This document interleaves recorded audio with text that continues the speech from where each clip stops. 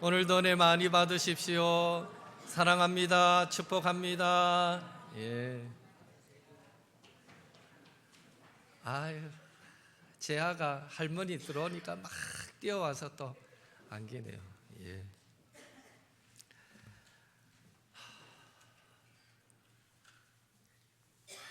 여러분, 요한계시록 4장, 5장은 지난주도 설명드렸듯이 사도 요한이 하늘의 그 열린 문을 통해서 천국에 올라가서 보좌에 앉으신 하나님과 그 곁에 계시는 어린 양 예수님께 예배하는 하늘 성전 예배 장면을 환상 중에 기록한 내용입니다.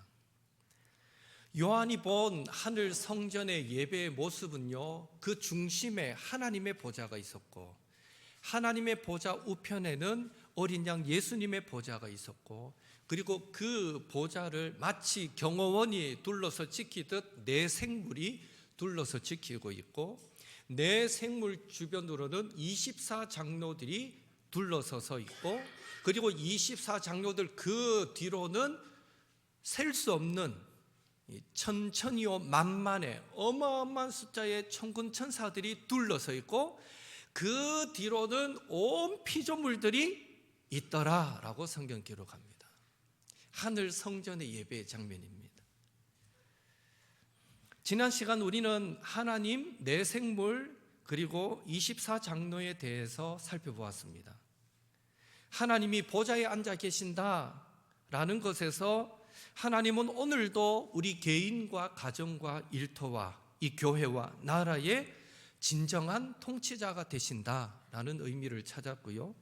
또 하나님의 그 보좌를 무지개가 두르고 있다라는 사실에서 하나님의 통치는 진노 중에라도 긍휼을 잊지 않으시는 은혜와 자비의 통치다라는 사실을 나누었습니다.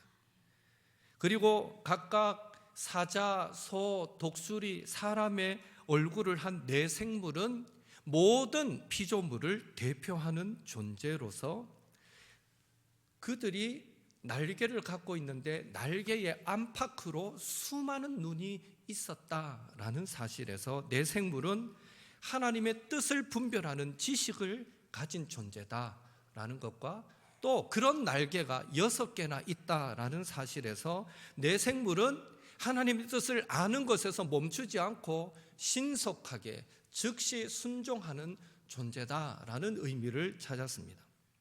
그리고 흰 옷을 입고 머리에 면류관을 쓰고 보좌에 앉아있는 24장로는 한마디로 왕같은 제사장이다 라는 말씀을 드렸고요. 그 왕같은 제사장은 신구약 시대에 구원받은 모든 믿음의 성도들, 즉 충성하여 생명의 면류관을 받아쓴 성도들을 의미한다라는 말씀을 드렸습니다. 다 기억나시죠? 이제 기억하셨으면 됐습니다. 오늘은 하나님의 보좌 주변에 세 가지의 무대 장치가 나오는데 번개, 음성, 우레소리가 있었고요, 7 등불이 있었고요, 그리고 유리 바다가 있었습니다. 이것들의 의미가 무엇인지를 찾아보고 또 하나님의 오른손에 들려있던 두루마리, 그 두루마리를 받으신 어린 양 예수님에 대해서 우리가 함께 살펴보며 잠시 은혜 나누기를 원합니다.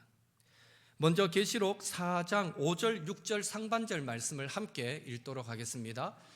보좌로부터 번개와 음성과 우레소리가 나고 보좌 앞에 켠 등불 7이 있으니 이는 하나님의 7 영이라.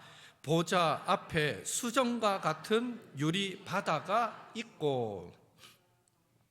첫째로 하나님의 보좌와 관련하여 눈에 띄는 특징은 하나님의 보좌로부터 번개, 음성, 우레소리가 나온다는 것입니다.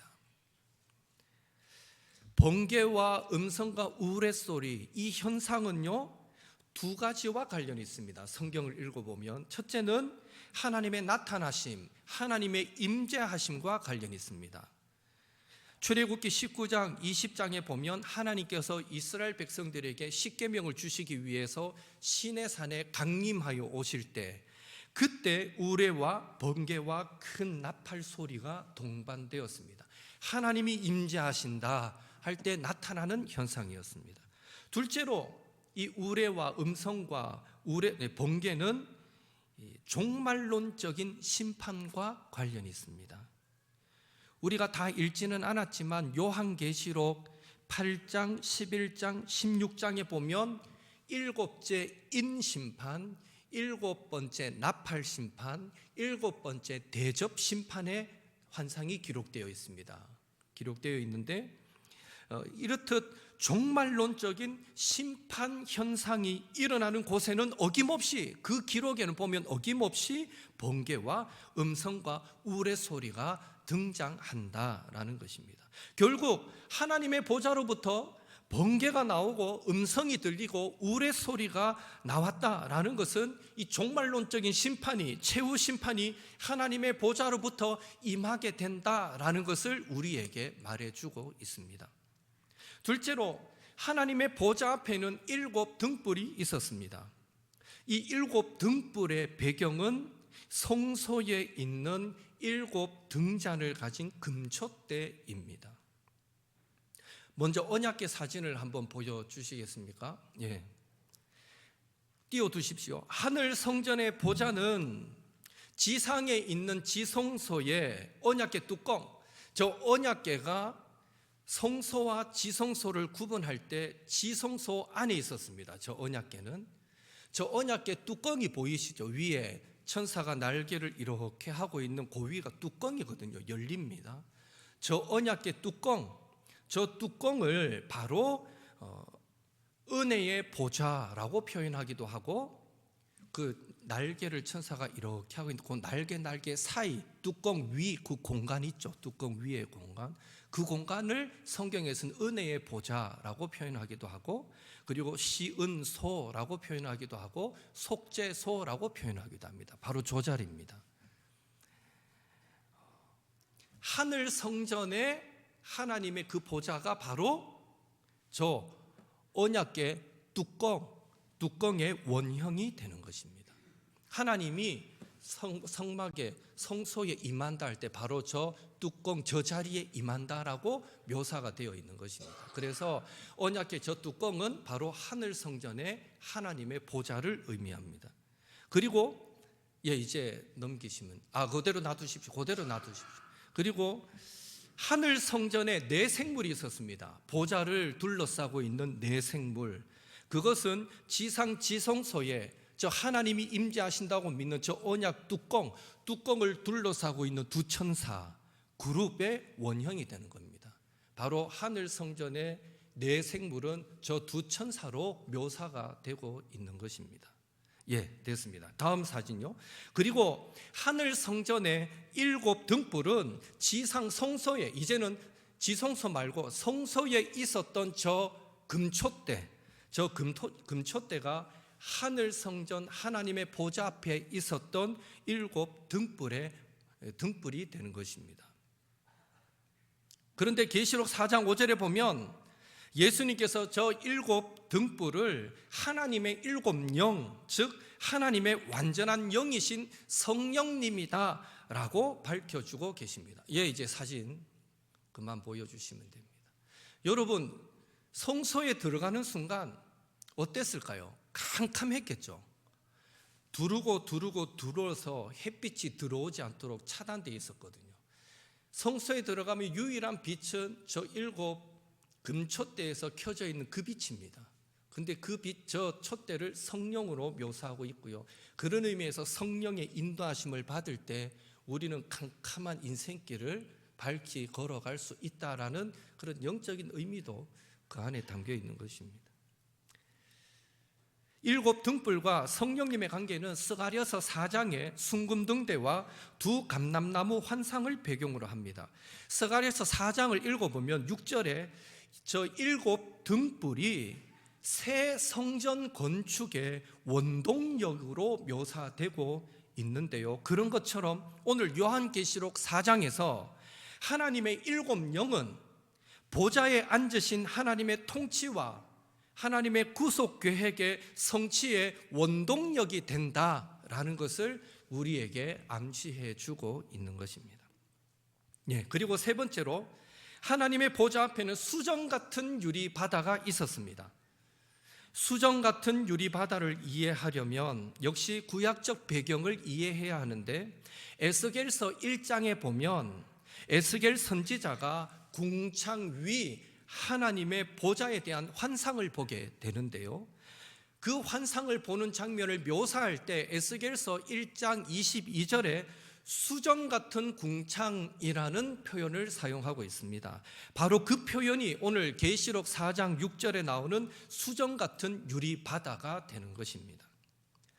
에스겔서에 나오는 에스겔 선지자가 묘사한 수정 같은 궁창, 그것의 역할은 뭔가 하면 하나님의 보좌와 다른 네 생물을 분리하는 역할을 하고 있었습니다.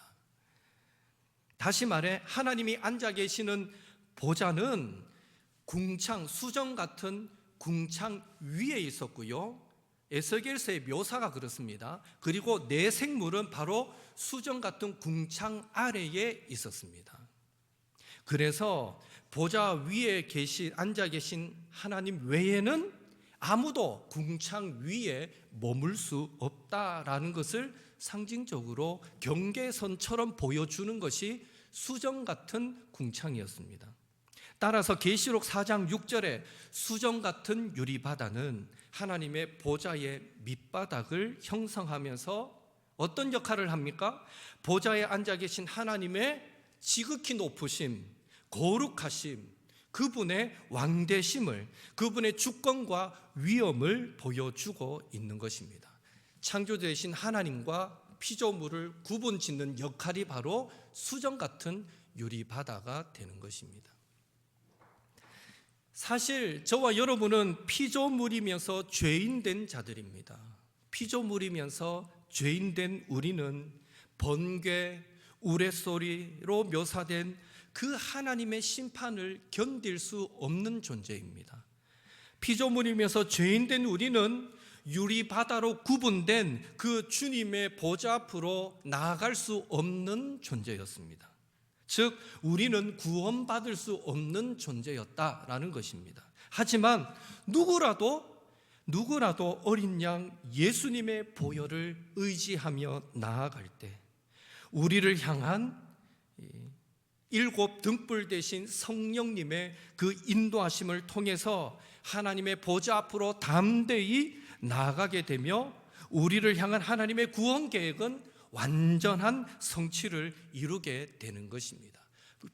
유일한 방법은 하나입니다. 어린 양 예수님의 그 보혈을 의지하며 나아갈 때 우리는 나아갈 수 없었던 하나님의 보좌 앞으로 나아가게 되고 구원을 얻게 되는 것입니다. 그 나가는 길에 일곱 등불 대신 성령님께서 그 길을 인도해 주시게 되는 것입니다. 이런 사실을 믿으시고 이번 한 주간 우리가 살아갈 때, 그리고 캄캄한 우리 인생길을 걸어갈 때에 모든 순간에 예수님을 의지함으로 성령 하나님의 선하신 밝히 인도하여 주시는 그 은혜들을 누리며 살아가시는 우리 모든 옥토의 성도님들 되시기를 예수님의 이름으로 축원합니다. 이제 계시록 5장을 보면 오늘 읽었던 말씀인데요, 하늘 성전 예배의 중심 인물이 바뀝니다. 4장의 중심 인물은 보좌에 앉아 계신 하나님이었습니다. 반면에 5장의 중심 인물은 어린 양 예수님이십니다. 4장의 보좌에 앉으신 하나님과 5장의 어린 양 예수님을 연결하는 유일한 연결고리가 있는데 그것이 바로 두루마리입니다. 5장 1절에 나오듯이 안팎으로 썼고 7인으로 봉해진 두루마리 책, 그것이 보좌에 앉으신 하나님과 어린 양 예수님을 연결하는 연결점이 되는 것입니다. 5장은 전부 이 두루마리 책과 관련된 내용으로서 어린 양이신 예수님이 보좌에 앉으신 하나님의 그 오른손에 있던 안팎으로 기록된 그 7인으로 봉해진 두루마리 책을 받으시는 장면이 소개되고 있습니다. 여러분, 예수님께서 하나님으로부터 받으신 그 두루마리는 어떤 책일까요? 첫째, 두루마리 책은 하나님의 오른손에 있었습니다. 하나님의 오른손은 하나님의 주권을 상징합니다. 즉, 이 책의 내용은 하나님의 주권에 의해서 결정된 내용입니다. 둘째, 두루마리 책은 안팎으로 기록되어 있었습니다. 요한계시록 6장부터 이 두루마리의 7인이 하나씩 떼어질 때마다 심판의 현상이 일어나는 것을 전제할 때, 두루마리 안에 안팎으로 기록된 것은 하나님의 심판에 대한 내용, 즉 애가와 애곡과 재앙의 말들임을 우리는 알 수 있습니다. 그리고 셋째로, 두루마리 책은 7인으로 봉해져 있었습니다.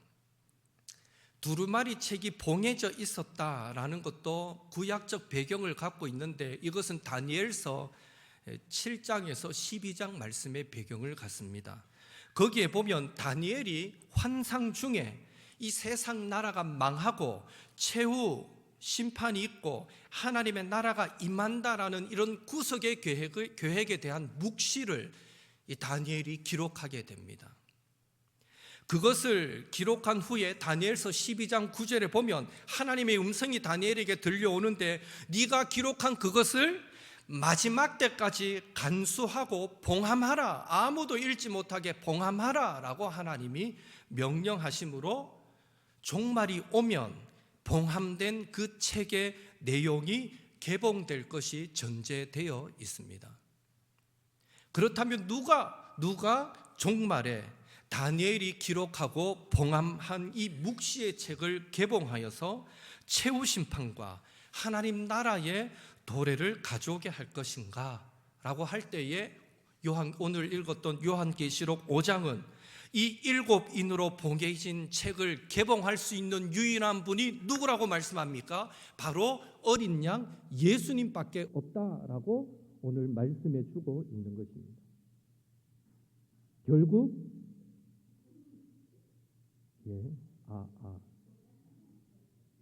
안 들리시죠?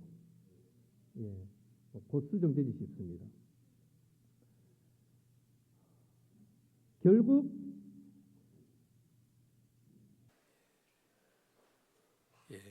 하나님의 구속 계획의 성취, 그리고 완성, 하나님 나라의 도래, 하나님 나라의 완성은 오직 예수님을 통해서 이루어진다라는 것이 계시록 5장의 핵심적인 내용입니다. 그렇다면 예수님은 어떤 분이시기에, 무슨 일을 하셨기에 이 7인으로 봉해진 두루마리 책을 하나님께 받아서 그 인을 떼고 책의 내용을 공개할 수 있는가라는 것입니다. 예수님은 누구시기에? 이것에 대한 대답으로 계시록 5장은 두 가지를 말하고 있습니다. 첫째, 예수님이 봉함된 두루마리를 개봉할 수 있는 것은 그가 유다 지파의 사자요 다윗의 뿌리로서 이기신 분, 승리하신 분이시기 때문입니다. 5절 말씀 같이 읽겠습니다. 장로 중에 한 사람이 내게 말하되 울지 말라, 유다 지파의 사자 다윗의 뿌리가 이겼으니 그 두루마리와 그 7인을 떼시리라 하더라. 아멘. 예수님을 유다 지파의 사자로 묘사하는 것은요, 야곱이 그의 아들들 한 사람 한 사람을 두고 예언할 때, 마지막 유언을 남기면서 예언을 할 때에 창세기 49장 9절에 보면 유다에 대해서 예언을 했던 내용을 배경으로 합니다. 창세기 49장 9절 같이 읽겠습니다. 유다는 사자 새끼로다. 내 아들아, 너는 움킨 것을 찢고 올라갔도다. 그가 엎드리고 웅크림이 수사자 같고 암사자 같으니 누가 그를 범할 수 있으랴. 이 말씀은 바로 유다 지파에서 그리스도 메시아 구원자가 태어난다라는 예언인데요, 여기서 바로 그리스도를 사자라고 묘사하고 있는 것입니다. 또한 예수님을 다윗의 뿌리로 부르는 것은요, 이사야 11장 1절과 10절 말씀을 배경으로 합니다. 이사야 1장 10절을 같이 읽겠습니다. 이사야 1장 10절입니다. 그날에 이새의 뿌리에서 한 싹이 나서 만민의 기치로 설 것이요, 열방이 그에게로 돌아오리니 그가 거한 곳이 영화로우리라. 아멘.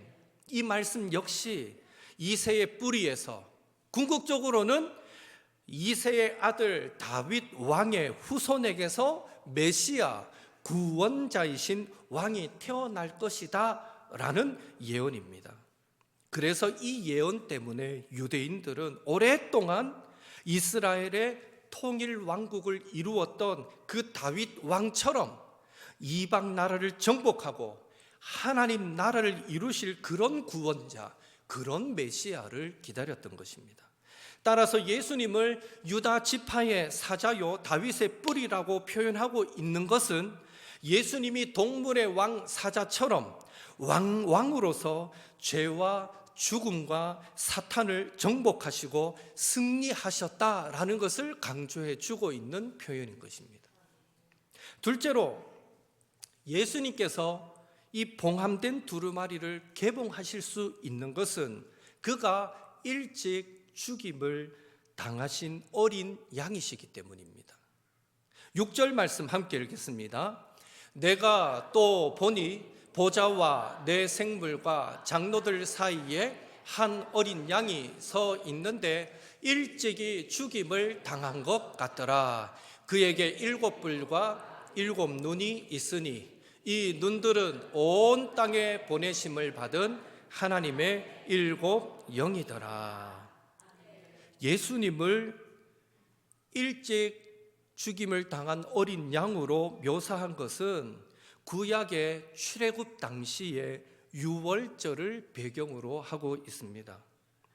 여러분도 잘 알잖아요. 출애굽 당시 어린 양을 잡아서 그 피를 문설주와 임방에 바른 그 이스라엘 백성들의 집, 그 집에는 그 밤에 장자의 죽음의 재앙이 몰려올 때에 모든 어린 양의 피를 바른 모든 집이 그 죽음의 재앙에서 구원받을 수 있었던 것처럼 예수님은 2000년 전 성육신하셨고 죄 없으신 예수님이 죄인된 우리를 대신하여 십자가에서 죽임을 당하심으로 그 보혈을 믿는 자는 구원을 얻게 되었기에 예수님을 일찍 죽임을 당하신 어린 양으로 표현하고 있는 것입니다.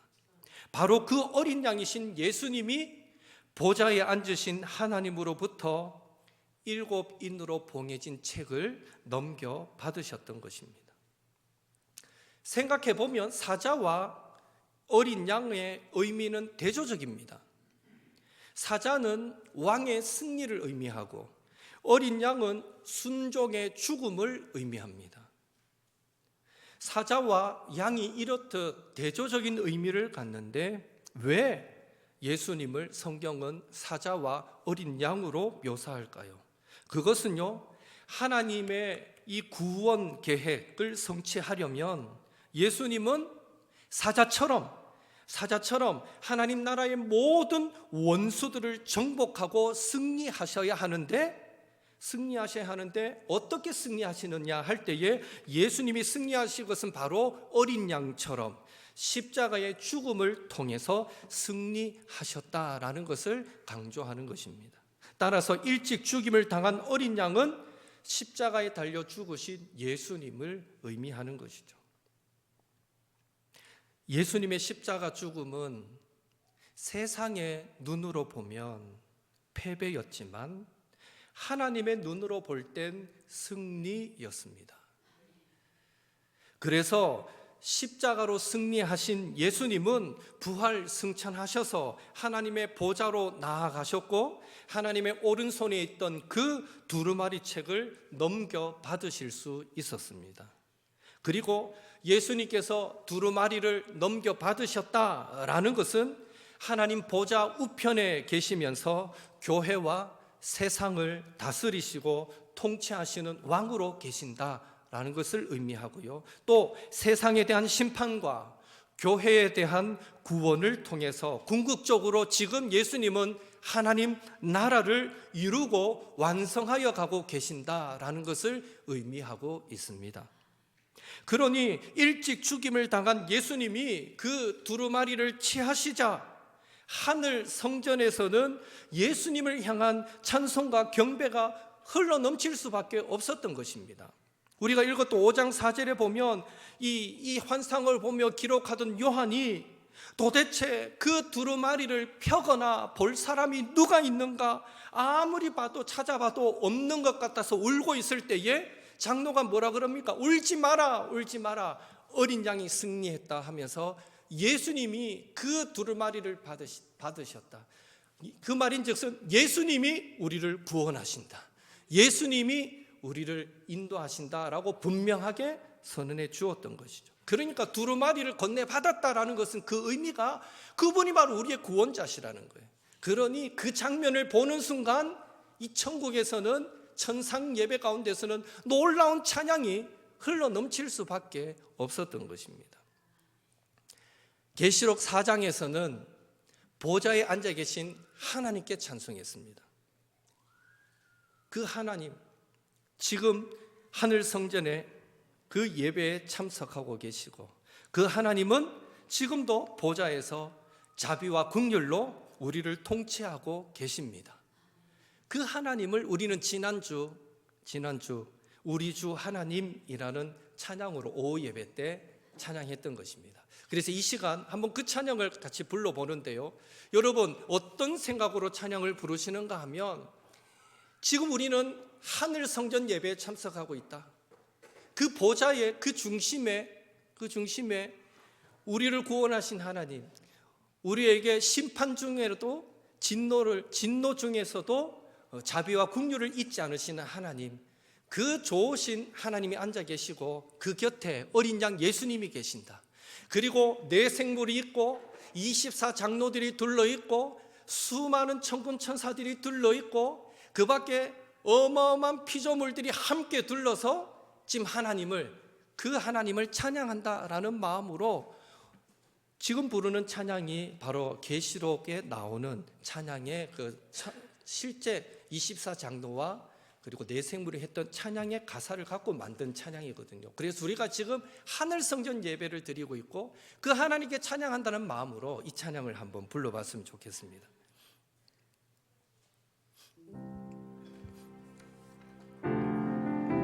아시는 분은 부르시고요, 모르셔도 한번 같이 합시다.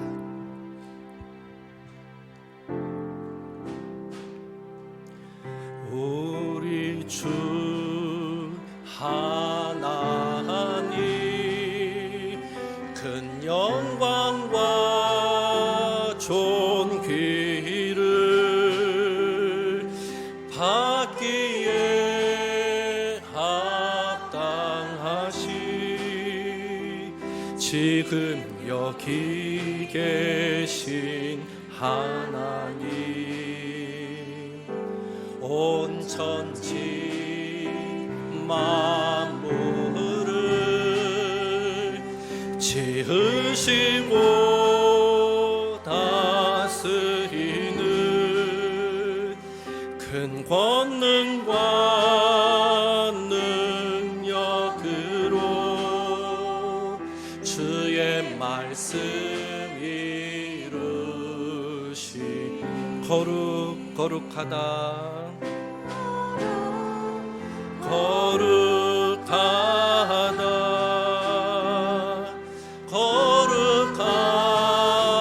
주 하나님, 곧 전능하신 이여 하나님 나라 임하네. 주임제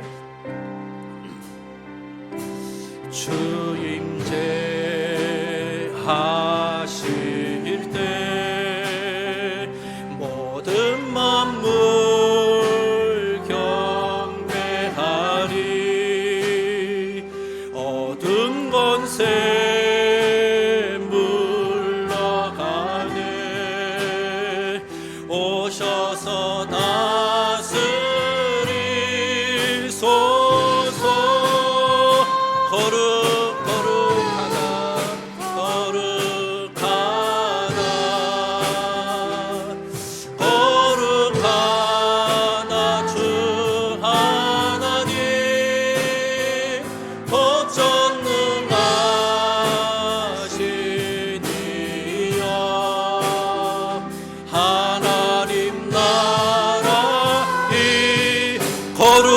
거룩하다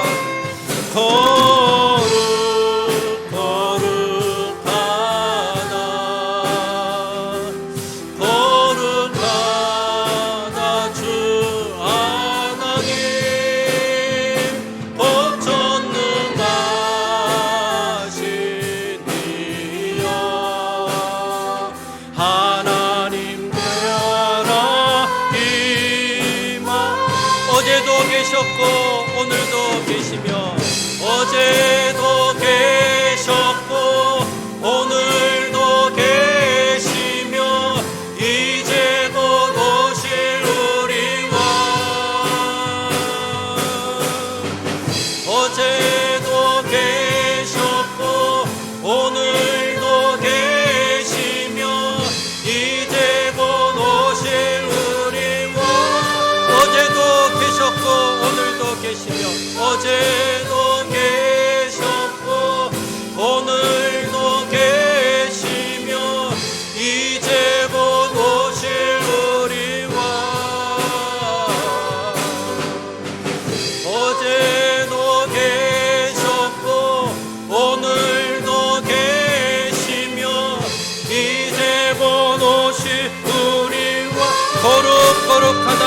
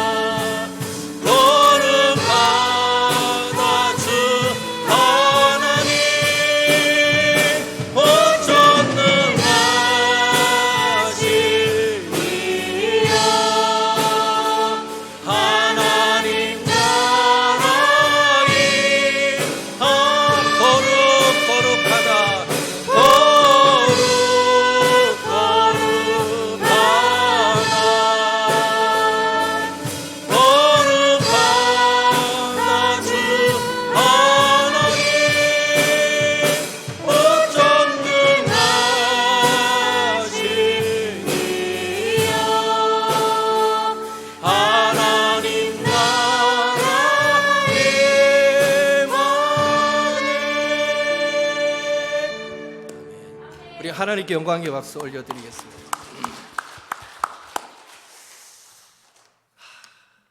여러분 이 찬양을 다 알고 부르시면 더 은혜가 되었겠지만 그래도 이 시간에 함께 찬양할 수 있어서 너무 감사하네요. 예, 하늘 성전에서 이런 찬양을 드리는 거예요. 하늘 보좌를 둘러싸고 그 우리를 구원하신 사랑하신 그 하나님을 향하여 사실 우리처럼 앉아서 찬양하지 않을 거 일어서서 두 팔을 들고 그 하나님을 향하여 이 찬양을 드리는 거예요. 여러분의 가정과 일터에 천지 만물을 지으시고 다스리시는 그 능력과 권세와 그 능력의 하나님 그 임재가 충만하게 되기를 예수님의 이름으로 축원합니다. 4장에서 이 찬양이 있었고요. 오늘 5장에서 이제 그 오른손에서 두루마리를 취하신 예수님, 우리의 구원을 이루신 그 예수님을 향해서 이제는 온 내생물뿐 아니라 그리고 24장로와 천사들과 모든 피조물들이 이제는 함께 하나님을 찬양하는데 그것이 바로 보좌에 계신 이와 어린 양께라는 이 찬양입니다. 그래서 우리가 마지막으로 이 찬양도 한번 불러봅시다. 그 우리를 구원하신 예수님을 바라보면서 그 보좌에 계신 예수님을 바라보면서 그런 마음으로 우리가 한 번 더 이 찬양을 하겠습니다.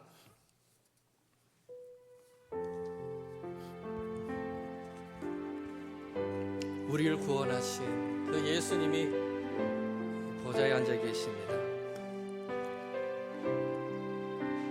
보좌에 계신 이와 보좌에 계신 이와 어린 양께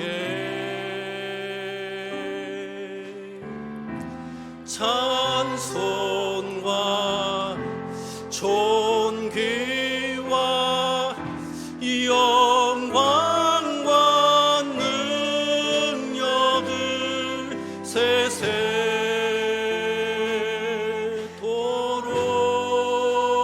세세토록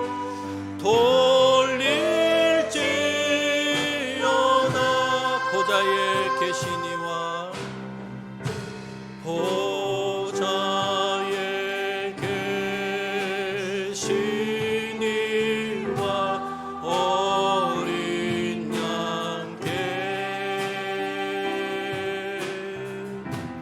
찬송과 존귀와 영광과 능력을 세세토록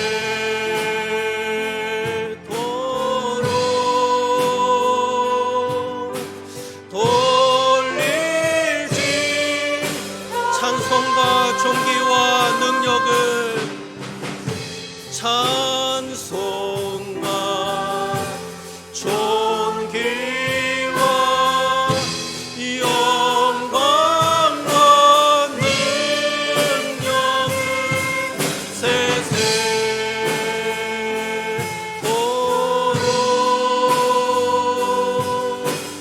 돌릴지어다.